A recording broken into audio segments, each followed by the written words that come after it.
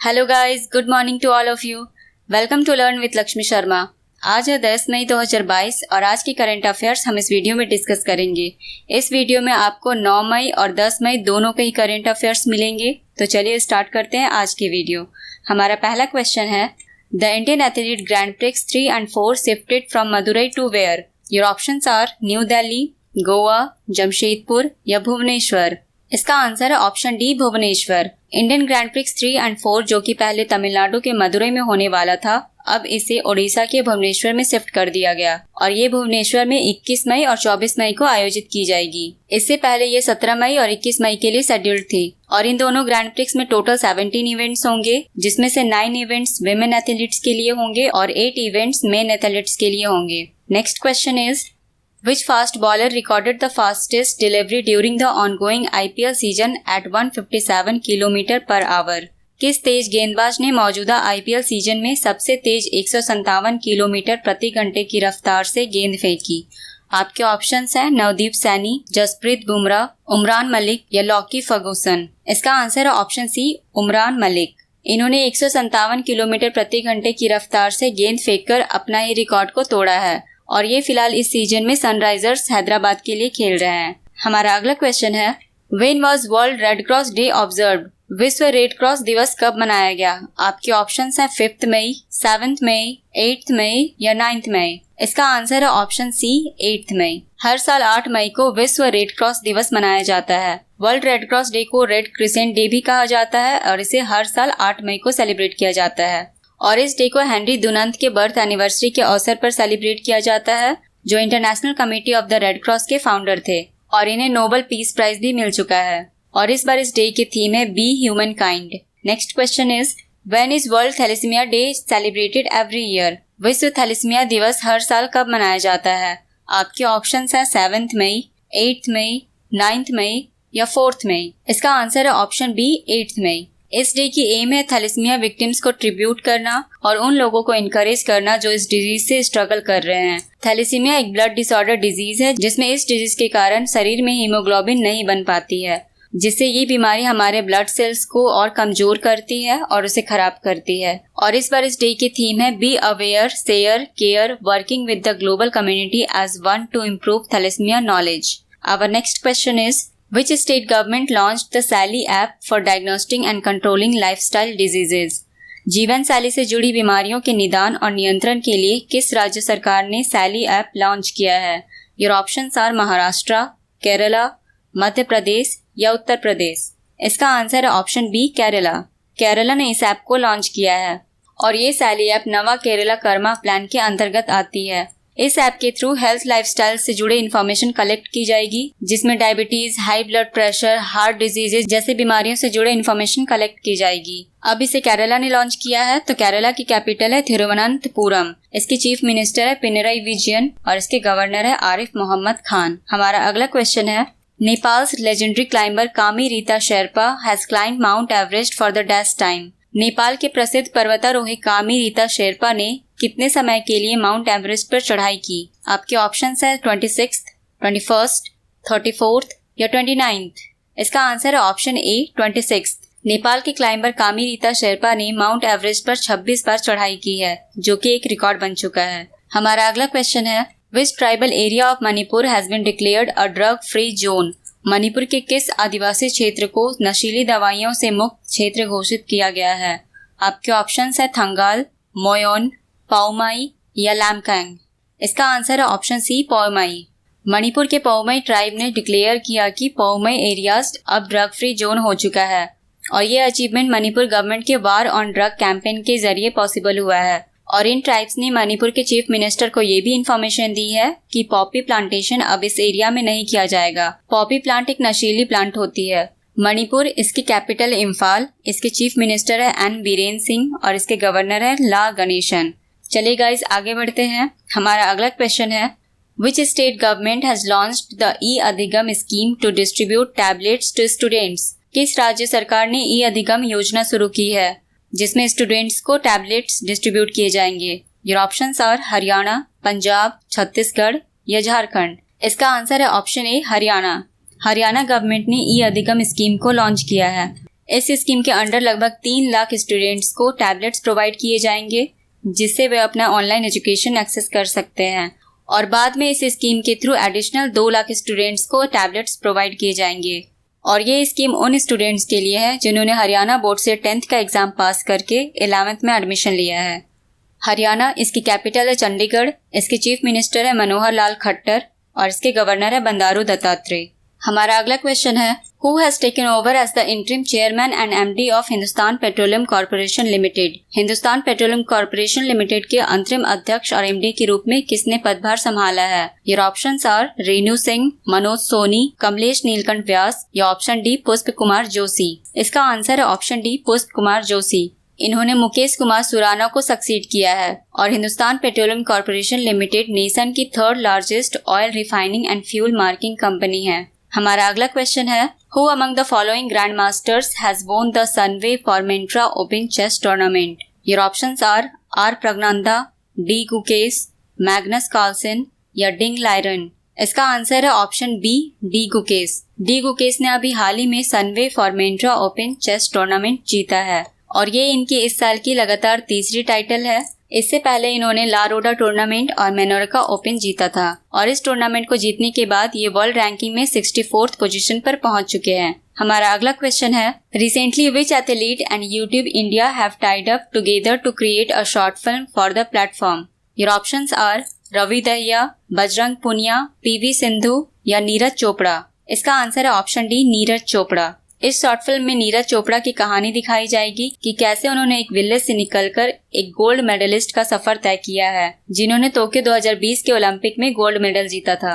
और नीरज चोपड़ा एक javelin thrower हैं। हमारा अगला क्वेश्चन है, recently Utkarsh Mahotsav is being organised by Central Sanskrit University in New Delhi. For how many days will this festival last? ये फेस्टिवल कितने दिन तक चलेगा? आपके ऑप्शंस है 4 डेज, 3 डेज, 2 डेज या 5 डेज। इसका आंसर है ऑप्शन बी 3 डेज। इस महोत्सव का फोकस है new educational era moving towards a global orientation of Sanskrit studies और इस महोत्सव की मेन थीम है global orientation of Sanskrit studies in the new education era. Next question is, किस सार्वजनिक क्षेत्र के बैंक ने डिजिटल ब्रोकिंग समाधान ई ब्रोकिंग लॉन्च किया है?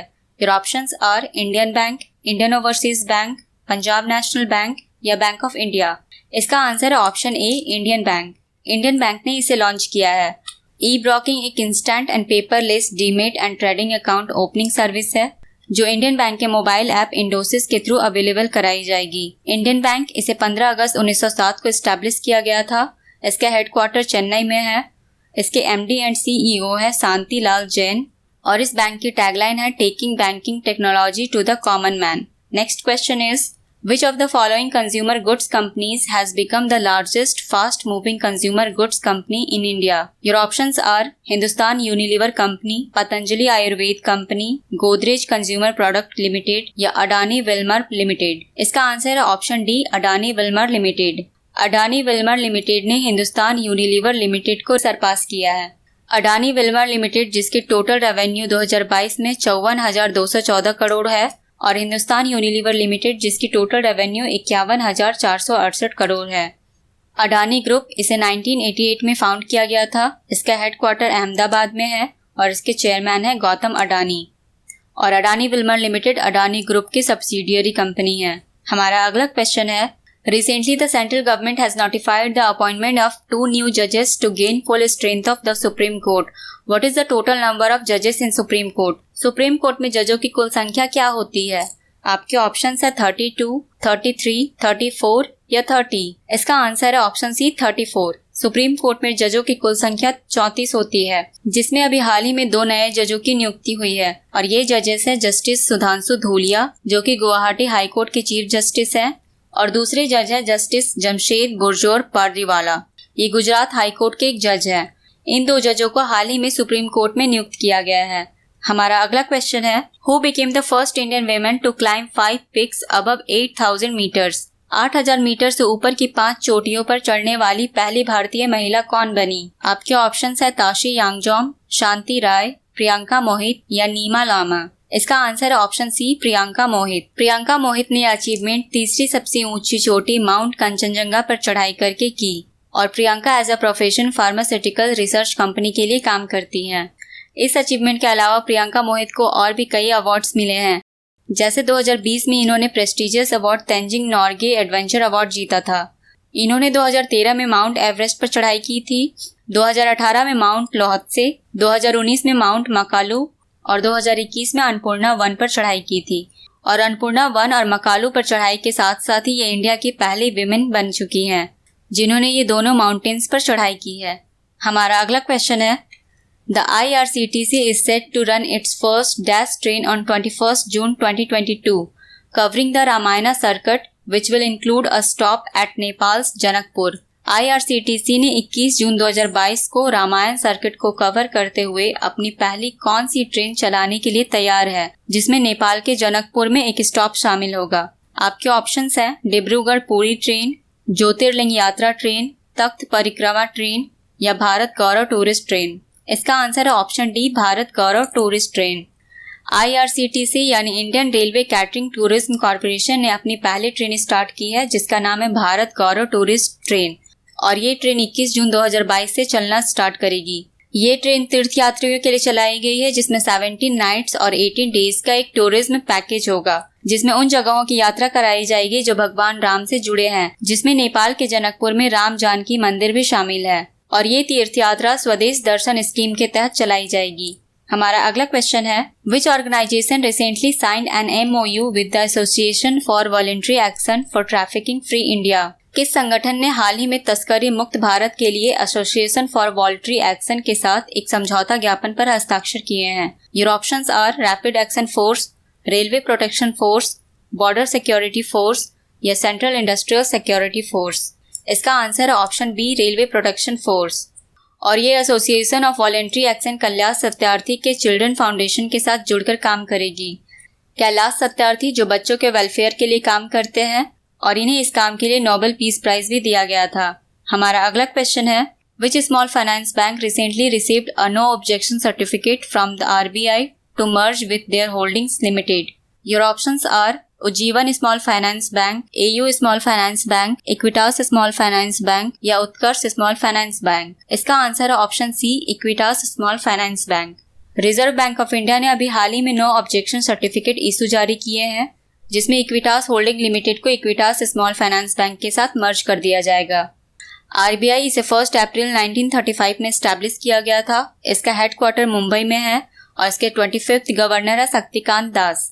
हमारा अगला क्वेश्चन है, Which company recently partnered with Airworks Group to deliver maintenance, repair and overall services for the Indian Navy's P-81 Maritime Patrol Aircraft Fleet? हाल ही में किस कंपनी ने भारतीय नौसेना के P-81 समुद्री गश्ती विमान बेड़े के लिए रख रखाव, मरम्मत और ओवरहॉल सेवाएं देने के लिए एयरवर्क्स ग्रुप के साथ भागीदारी की? आपके ऑप्शंस हैं Bharat Electronics, Boeing India, BrahMos Aerospace या भारत डायनेमिक्स। इसका आंसर है option B, Boeing India. Boeing India ने अभी हाल ही में इंडियन नेवी के साथ समझौता किया है। सो गाइज, ये थे 10 मई और 9 मई के टॉप 20 क्वेश्चंस। पिछले वीडियो में मैंने क्वेश्चन पूछा था, who will become the new chief executive officer of Amazon? इसका आंसर था एंडी जैसी।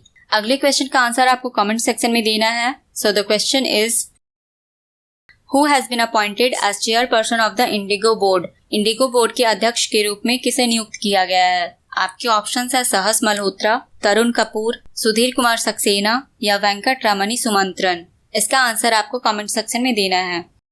सो गाइज, ये वीडियो आपको कैसी लगी और ये आपके लिए कितना फ्रूटफुल और इन्फॉर्मेटिव है, इसे आप कमेंट करके जरूर बताइएगा। और अगर आपको वीडियो अच्छी लगी तो प्लीज़ इसे लाइक कीजिएगा, शेयर कीजिएगा और सब्सक्राइब कीजिएगा।